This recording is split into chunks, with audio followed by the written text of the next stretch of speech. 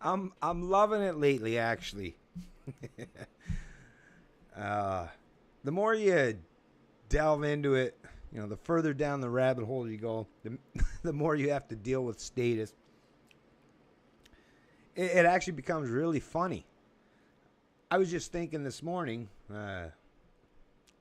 going through my daily routine thing here, but I was thinking, even the statists, even the people that are still indoctrinated into the religion of statism because of public education, what they've been taught, but they still believe in majority rule, democracy. Majority rule, right? Well, the beautiful aspect of that is, if that's even what, I'll tell you right away, I don't believe in mob rule, majority rule. I don't care how many ways you twist the word, rabbit rule, benevolent ruler rule, whatever you want to, however you want to spin it. But even in the world that we live in today in 2015, for those of you that still believe in majority rule, mob rule, the power of the people, right? Well, guess what? And you can look all the statistics up. I've covered this in a few other past videos.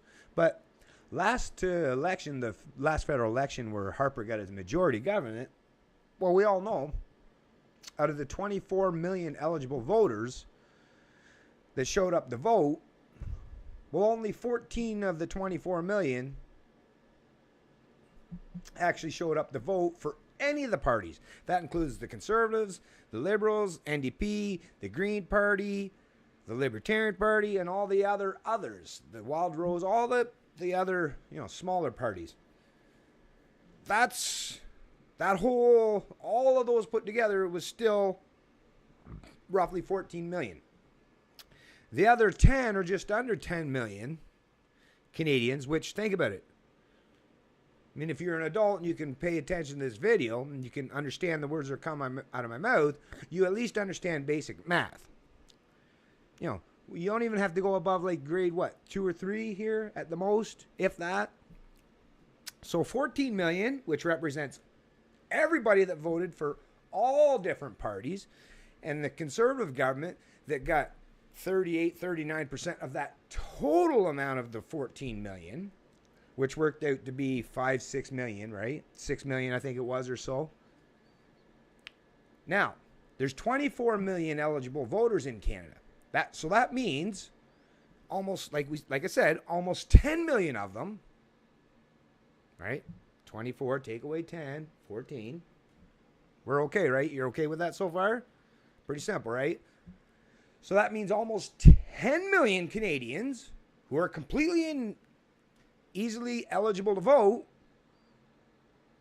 And, as we all know, it's not that hard to go to a polling station. They're everywhere. Come election time, they're anywhere and everywhere, right?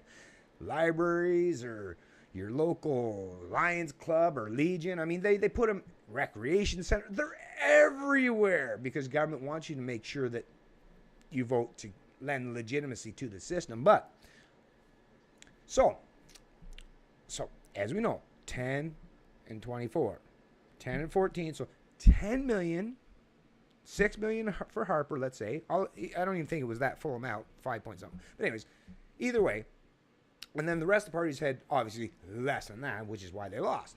So at the most party that ever, the Conservatives, was at most 6 million. So 10 million or almost 10 million said, I don't want none of you fucks ruling my life, stealing my money, dictating how I live, and plundering from me till the day I fucking die. That's majority, right?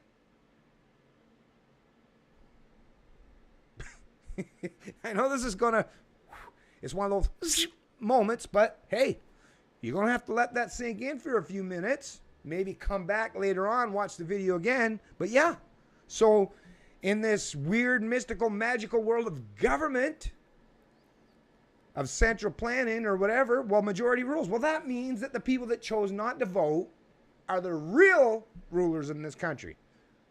Although the fact that they chose to vote should tell you that they actually don't even want to rule you. Got that? because they chose not to be part of the process, even though they're being ruled over and dictated and controlled and stolen and plundered. They still chose to say, you know what? As much as I know that this shit's affecting me every day, I'm still not going to go out and use my power of numbers to force my ideas or my ideology, which obviously that's, a huge part of that number of people that consider themselves libertarians, anarchists, voluntarists, or independents, or people that are just sick of the political process altogether. And the point is, these are the people that don't want to rule your life. So there's actually, you might as well say, there's actually almost 10 million Canadians out of the 35, which is a huge number. That's basically almost a third of Canadians that are more than willing to let you live your life however you see fit, as long as you don't aggress against them, don't use theft, don't use force, don't use coercion against them. They're more than willing to let live because they can protect themselves, be accountable to themselves, and sustain themselves without using the force and the power of government to do so. So really, as much as I've been a little bit disappointed as of late in the fact that there are so many statists, because, out of that, there were still 14 million statists. So the statists still in Canada slightly outnumber by a bit, 4 million. But that's not a huge, that's not really that huge.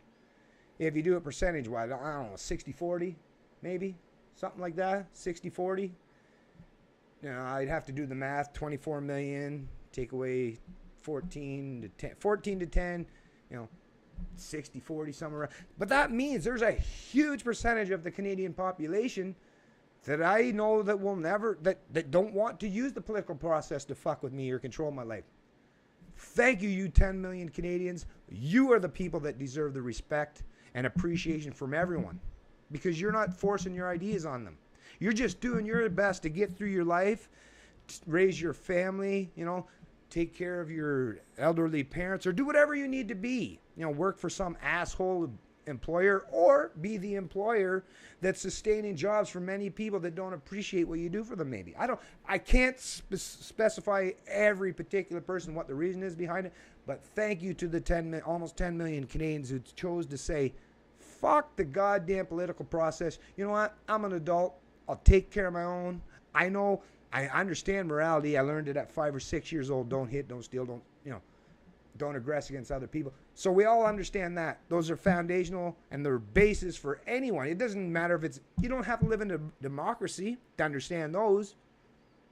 Those are something we can all be taught at very early ages and stages in our life. So very proud, very proud. Today is a happy day for me because when I actually thought about that, a lot of the times, because of the way that the media portrays everything, they always try to swipe and take the hope and ambitions out of us that are constantly trying to fight against the oppressive nature of statism, the religion of statism. But yeah, today I got a really great boost when I was thinking about that, and I put it in my mind in a proper perspective. It's like, actually, you know what? Rather than, and I'm still mad at you 14 million Canadians, but I'm a libertarian, so I won't aggress against you. I'm just going to hold you to account. I'm going to use verbal language. I'm going to shame you, but don't worry. We're all good. I just want to tell you, join your other 10 million Canadians. Forget about it. If you want to really piss off the sociopaths and control freaks that want to run your life and dictate and steal and plunder from you, ignore them. No, don't look to someone else to beat them up or use their political posturing or party to fuck with them. That's not the right approach. Don't go to the lesser evil. Avoid evil completely. And I'm telling you, more and more Canadians are realizing this. And if we get to the point, and it won't take long, because the political process is going to continue whether you vote or not. And the people that the sociopaths and control freaks are still going to do what they do as long as there's a political process. You're not going to affect that. But if you can stop right now and just say, you know what, I don't want to believe in this religion of statism no more, because I know how inherently corrupt it is and how it's only hurting me and everyone that I know and everyone that lives in this country. Send a signal, send a clear message, not just in your political life, but in your personal life. Practice the non-aggression principle. practice being a good moral person and just and helping others and showing them how you can use free market ideas without using the power of the state, government force. Lead by example. Lead by example, and then the Canadian people, the rest of us, the other 9.999 or 10 million, whatever, if you're still a statist, we welcome you into the fold. We're here, and this is all we are. We're never going to turn against you. We're never going to use power, force, or coercion or theft to screw with you. Join us. Leave statism behind, just like slavery in the old days, or you know, mystical deities, or you know, kings, or pharaohs, or you know, all the you know, emperors. Yeah. This is 2015. Reject all of that foolish nonsense. We will win. We will win the battle of the minds. We will bring about true freedom, liberty, and prosperity in the future. But it means that you all have to stop trying to screw with each other, fighting each other, even though you have different ideologies. And I accept that lots of people have different ideologies. I have no problems with it. Don't use government force to dictate them or impose them on others. Use the power of persuasion, you know, use education, use your intellect, use compassion and empathy. That's the right way. If you do that, well, then you've joined the true majority of Canadians, the ones that are truly going to be the leaders in the future, the ones that are going to bring about real freedom, real liberty, and real prosperity for everybody, not just the few, you know, the 1% of the top, whatever, and not just the lowly poor of the poor. I mean, everybody. Empathy and compassion does not come, you know, by using the gun against your fellow Canadian.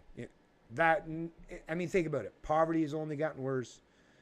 Wages have stagnated. I mean, you know that government doesn't work. Central planning has never worked. That's why look around the world. Look at the news that you hear every day. You know it doesn't work. You know it's actually getting worse, which is why we got to travel back the other way, like the other 10 million Canadians. Do that.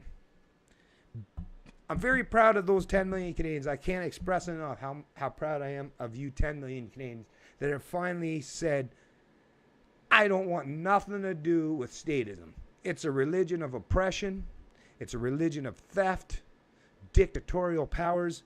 It's more vicious than most other man-made religions throughout history. At least most man-made religions throughout history at least had enshrined, you know, like the 10 Commandments, and there was no way that you could justify going against them, right? If someone went against the 10 Commandments, there was nobody that you could politically spin that it was okay to do that.